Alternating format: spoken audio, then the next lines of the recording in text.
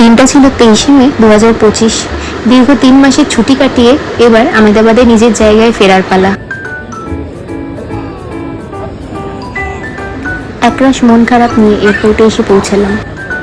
তবে এত মন খারাপের মধ্যেও যখন ননির হাসি মাখা মুখটা দেখি, সমস্ত মন খারাপ কিন্তু উধাও হয়ে যায়।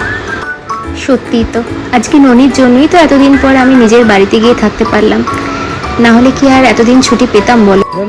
মেয়েদের জীবনটাই বড় অদ্ভুত।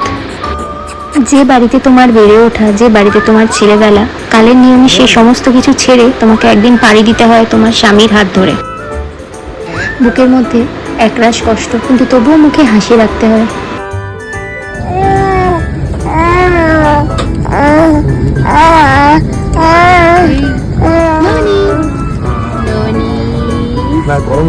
অন্তরিক্ষ, অন্তরিক্ষ, এই অন্তরিক দেখো। কিন্তু আমরা ননির বাবা ননিকে কনস্ট্যান্ট এন্টারটেইন করে যাচ্ছি, যাতে প্লেনের মধ্যে কান্নাকাটি না শুরু করে। প্লেনে ননির বয়সী আরও দুটো বাচ্চা ছিল। একজন তো ঘুমিয়ে কাঁদা, আরেকজন কিন্তু সারাক্ষণ, যে 2.5 ঘন্টার জার্নিটা ছিল, সারাটাক্ষণ কেঁদে চলেছে।